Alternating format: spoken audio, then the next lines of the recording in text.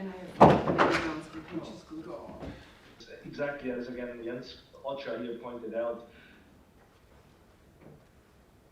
Jenny, go ahead. You've been unmuted.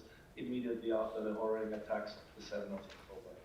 Supplies coming in February were only half of in the unfortunate, horrifying incidents.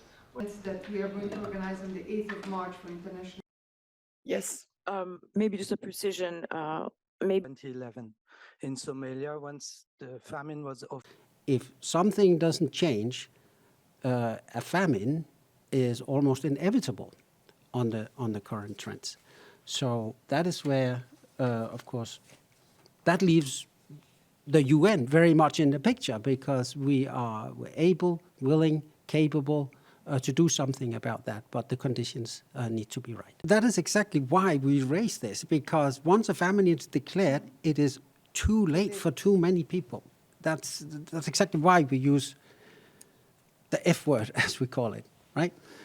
Because we don't want to get to that situation, and we need things to change before that. The production of foodstuff within Gaza itself is almost impossible.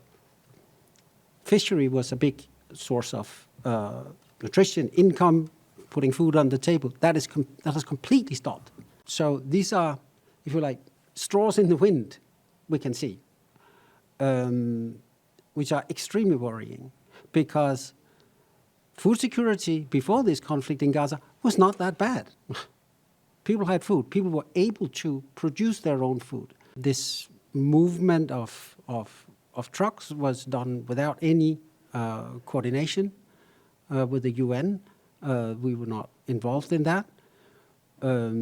We all know that there are humanitarian action going on in Gaza that is not coordinated or in collaboration with the UN. People are so desperate for food, for fresh water, for any supplies, that they risk their lives in getting any food, any supplies to support their children, to support themselves. This is the real drama. This is the real catastrophe here. The unofficial numbers can unfortunately be expected to be higher. And once we see them registered in hospitals, once we see them registered officially, it's already further down the line. So the official records yesterday or this morning said there was a 10th child officially registered in a hospital as having starved to death.